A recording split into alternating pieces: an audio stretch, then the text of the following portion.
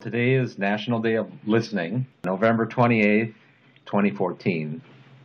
And I'm here with my sister Julie. We're going to start when you were little. Oh, my word. Okay. And what's your very earliest memory? I wasn't real young, probably, and this is just the weirdest thing that I'm about to say, but it's something I think of a lot. Two situations. I would always go in the bathroom and get into my mother's makeup. And I would, of course, always get in trouble for that. And I'm not sure how old I was. Probably relatively little, but not teeny. And I'd come out of the bathroom, and I probably still had pink all over my lips. And my sister Sue went to my mom and tattletaled on me that I had been playing with her makeup again. And now usually Mom didn't take my side. She usually took Sue's side. But for whatever reason that day, Mom said, "Sue, Julie just had grape juice a little while ago. That's all you're seeing on her lips." And I think that one stands out to me because it's the first time I really felt, supported by Mom. Because I had Sister Sue who could do no wrong. So when I think of one of my earliest memories, it's that. Sometimes when I look at Mom, I think of that and I just smile. This one has more to do with Dad. Because I've always been a scab picker. Oh, and he hated that. He would get so mad at me. "Did you do that again?" "No, Dad, no, Dad, no, Dad." And I was over at the neighbors playing, and I, of course, picked a scab, and I was bleeding, and I needed to run home quick and get a Band-Aid and somehow dodge Dad so he wouldn't see me, but I got caught. I got a hairbrush spanking. I never got to play the rest of that day. Yeah, and I've grown up and I still haven't stopped the habit. Sometimes I say, "See, Dad, it didn't work, all that punishment." So I know those are weird things to remember, but those two things really stand out in my mind. Okay. You kind of touched on it a little bit, and I know that this is true, but did you get in trouble when you were a kid? Oh, my word. Go figure. I never felt like I was being naughty, but my parents sure felt like I was. Yeah. So in your mind, what's the worst thing you ever did as a child? There's probably several, but I did get Dad's shaving cream, and I was doing commercials in the bathroom with his shaving cream. Of course, I was the star. And I cleaned the mirror, and I cleaned the walls, and I cleaned the bathtub with his shaving cream. But now, of course, I have all this shaving cream, and I'm like, what am I going to do with all this shaving cream? So I tried to flush it down the toilet, but I ended up, of course, the toilet backed up, and I ended up flooding, the whole bathroom and down the hallway. And this was at the old house. We were still on County Road C. Yeah. So I was still very little. I think we were only... Not how old I was probably 9 years old when we moved from there, so it was 9 or less. But yeah, I always felt bad about that. Yeah. How about a best childhood memory? When I would sew, and I mean, some of my outfits really didn't come out that good, but I was very proud of myself, and I would sew some new outfit that I had gotten a pattern for, and I would go down in the garage, which is where Dad usually was, working on the car or something, and he would just whistle, every time, no matter what it was that I had made, and that just always made me feel so good. So that's my warmest memory with Dad. Like a wolf whistle? I hear him whistle, like through his teeth. Yeah. That kind of thing, yeah. Just like, wow, Julie, that kind of a whistle, which is really, really cool. When you were little, what did you want to be when you grew up? I always wanted to be a social worker. Yeah. And I believed that since I can remember. My next question is, I want you to talk about your decision to join the Army when you were 17. Yeah, I know. How about that? Well, of course, we didn't have Mom and Dad didn't have the means to help me go to college and become a social worker. But I knew that if I went into the service, I could get the GI Bill and become a social worker. Yeah. So it was still all focused on that, and I had originally gone and signed up for the Navy. It just happened that I graduated when I was 17. Right. So, you know, it wasn't that I wanted to run away from home or anything. It was just time to get started. But when I was going to the Navy office, I happened to walk by an Army office. I was signed up to be like a medic in the Navy. And I walked by the Army office, picked up a little pamphlet, and it said Social Worker's Assistant was one of the jobs in the Army. So that's why it became the Army. I thought the Navy uniforms were cuter. I liked the blue better, but it turns out the Army had the right job, which is why the Army. Do you remember the first trip you took from the airport to... Oh, my gosh. I think Texas you were going to, the very first one. The very first basic training, Fort McClellan, Alabama. Oh, okay. And I had never flown on a plane before. And I had never been away from home really before, except, you know, maybe a weekend camping thing. And so I just remember getting this horrid headache from the plane. And I didn't know then, you just plug your nose and blow out, which is what I do now. But I had no idea, so I had this excruciating headache, and I was scared out of my mind. And, of course, I spent that whole first night crying in my little bed. Yeah. The headache and loneliness, and I was terrified. Yeah, I remember the whole family was there at the airport. Hugging you goodbye, you know. So the big deal. And we were, it was a big deal, and we were all really sad. What were you feeling as you walked away there? Terrified. I was absolutely terrified. You didn't look like you were. You looked very confident. Really? Yeah. Wow. Well, people have said that to me before. Like when I was married to an abusive man, and then I would counsel women who were getting abused, which is just so ridiculous when you think of it. But they would look at me and they would say, Julie, if I just had your life, everything would be so good. So they had no idea either. They thought, you know, I went home to a very happy life. So same kind of deal. Yeah. I hide it well. You do. You do. Anything you want to talk about with that Army career? You were all over the world. Did you have a favorite place that you went during that career? The first time I went to Germany, I was in Bad Kreuznach. And the Germans there, and plus it was just the mid-70s at that point, the Germans there loved Americans and treated us so nicely. And I had an apartment. I got married not a whole lot longer after I got to Germany, and we got an apartment with a German family who would have us to dinner every Sunday, and they would only allow German to be spoken at dinner. So we had some really interesting Sunday dinners. I never really did get good at speaking German because they all speak English. You know, if you give them your best Guten Tag, they'll begin to speak English. Good enough, yeah. I said, oh my gosh, let's not let this girl go any further.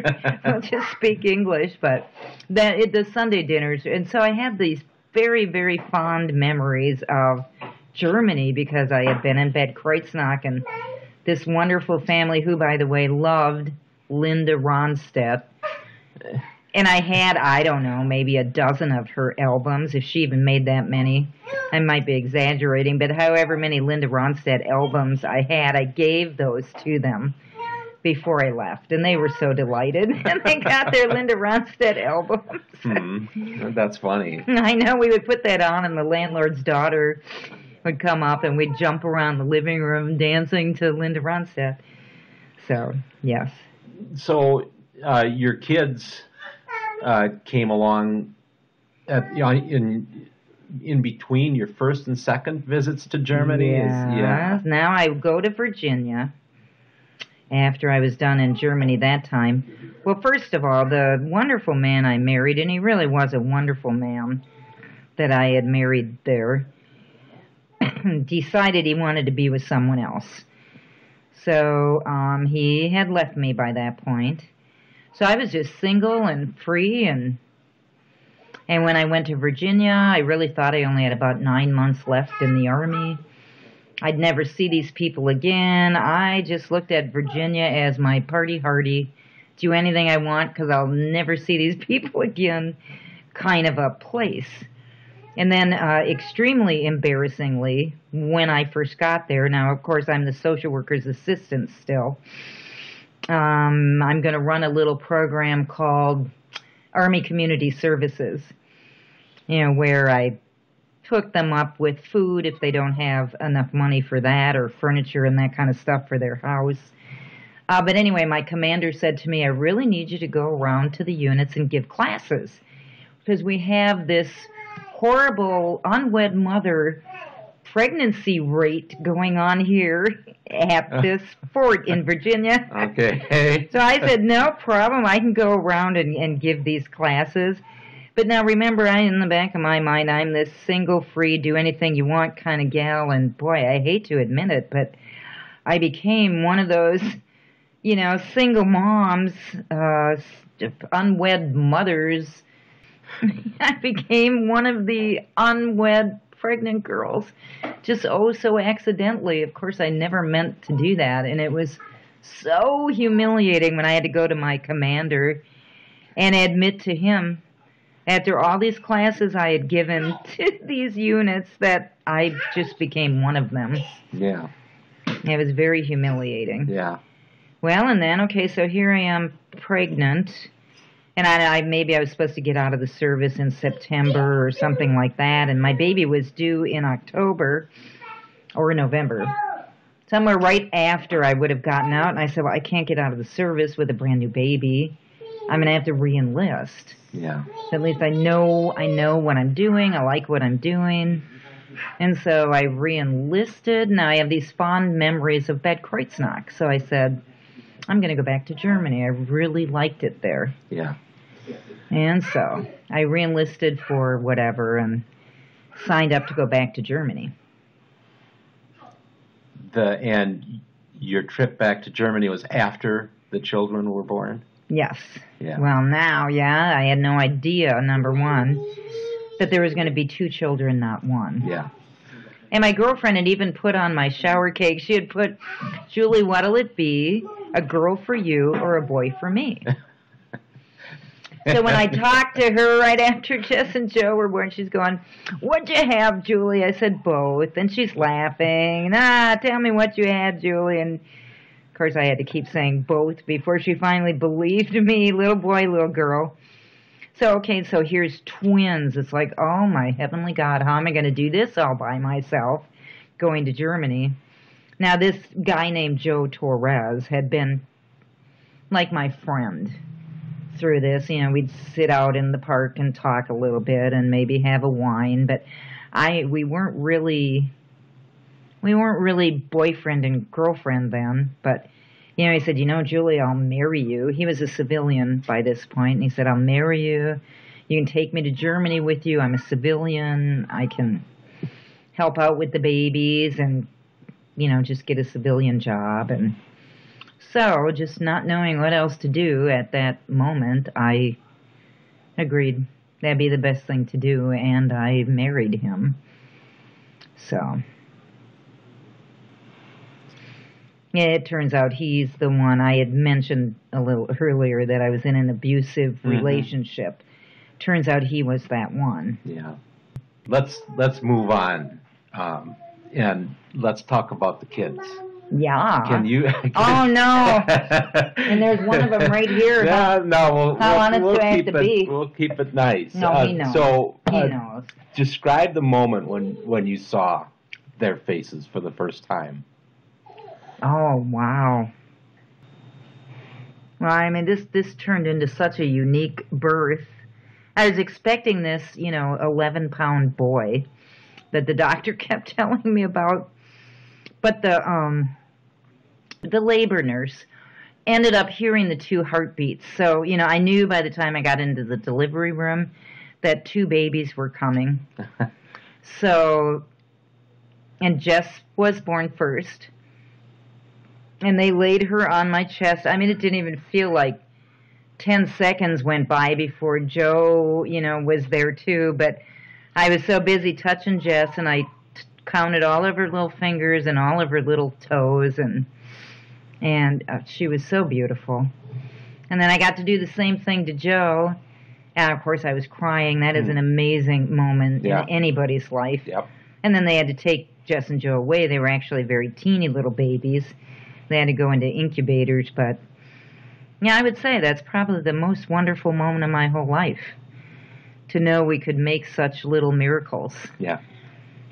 So has been a parent, or how did the kids change you? How did becoming a parent change you? Well, I ended up being a single mom the entire time they were growing up. So I really had to let go of a whole bunch of my own goals and dreams. It just wasn't possible anymore. And it just became survival. I just had to shift into survival mode, whatever it took to give them, as good of a life as I could. And that really put me way on the back burner. So sometimes now that they're all grown up, I feel like I'm 21 again. Yeah. And it's finally my turn, which is so beautiful. As I am, I get my little pension check, and I'm part owner of a great business that has a nice kind of slow pace to it.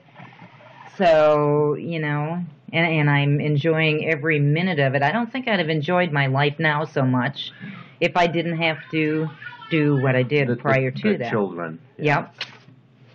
Do you have any favorite stories about the kids? Well, the one that I'll never forget that I just love to think about because it was hilarious. They were maybe 2 years old, and I was still sleeping. They, of course, had snuck up, and I woke up to the sound of somebody was falling, and crying, and I realized that was Jessica was falling and crying, and so I got up to see what the heck the problem was. Joe had gotten into the cupboard and got out the big giant can of Crisco, and he had dropped blobs of Crisco all over the hardwood floor. I mean, he was heading back to my bedroom with this Crisco, and poor Jess, and of course it was all over Joe, his hair, his face. And Jess was trying to get to me too, but she couldn't. She couldn't walk on the Crisco. So I so often think about that. That was it was a hilarious thing. Did you think so at the time? I probably not. But as I think back, oh my gosh, that was so funny. Yeah, I would laugh at someone, but they probably wouldn't think it was that funny either. Not at the moment. Can you name someone who was the most important person in your life? I know I spent most of my life trying to... I always wanted to impress Dad. Yeah. Now, did that mean he was the most important person? I'm not sure. But I had this great need to, whatever I did, I needed his approval, and I needed him to be proud of me. And that wasn't easy to do with our father. Yeah. He didn't express that very easily or well, which is maybe why, and you're agreeing. Yes. Something you spent time trying to do too. Yeah. Yeah. I don't know. I would have to say in that way, I'll say it was Dad. Just because a lot of my choices, and of course a lot of my choices disappointed him so much. And it isn't till I became a mom that I understood he was probably blaming himself for not teaching me properly or something. When I was making bad choices, I think he felt like a failure. I had never really looked at it that way. I thought he was, pointing at me and accusing me of being a failure, but I think he was actually pointing at himself. So. He was crazy about you. Aw. I've got some letters he wrote me, and they're amazing letters, and I read them now, and I see that. I see the love Yeah. that he had for me, and I don't know why I couldn't see it then. I don't think he did that with any other kid. Not like that. He's crazy about you. But yeah, same deal like you're talking about. He was probably most obsessed with you as well, same way. Yeah. So, but there was a beautiful moment with Dad before we lost him. I had cut his hair one Sunday for him, and he was very sick with Alzheimer's at this point, but he had a chair in the middle of the kitchen where I had cut his hair, and he pulled another chair and wanted me to sit down in the chair. And then with a very shaky pointer finger, he pointed it at me, and he just started yelling, "I love you. I love you. I love you." And he kept saying it and louder and louder. So that was an incredible moment for me. That was so beautiful. So, that was real. That was real. That was absolutely amazing. And I mean, it felt like it went on forever and ever. I'm sure it didn't, but it was, what an amazing day that was. That was cool.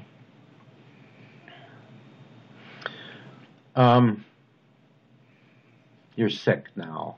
Very much. How has the illness changed you? Or has it?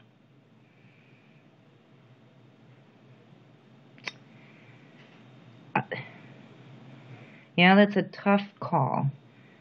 Because, when we're given that moment where they say, we give you 6 months or less, and it starts going through your mind, oh my gosh, this is it. What are the last things I want to do? What are all the things I wanted to do that I didn't get to do? And, I made a decision. I am living exactly the life I want to live.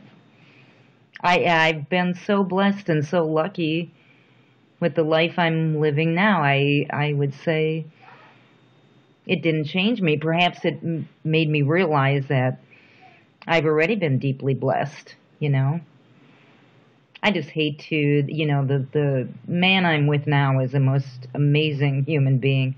I hate to leave him alone. That makes me sad. That everybody else has somebody, he does not. Do you feel cheated? Yeah, now that I finally got the life I wanted. Yeah. Right, and I can't keep it. Yeah, it makes me sad.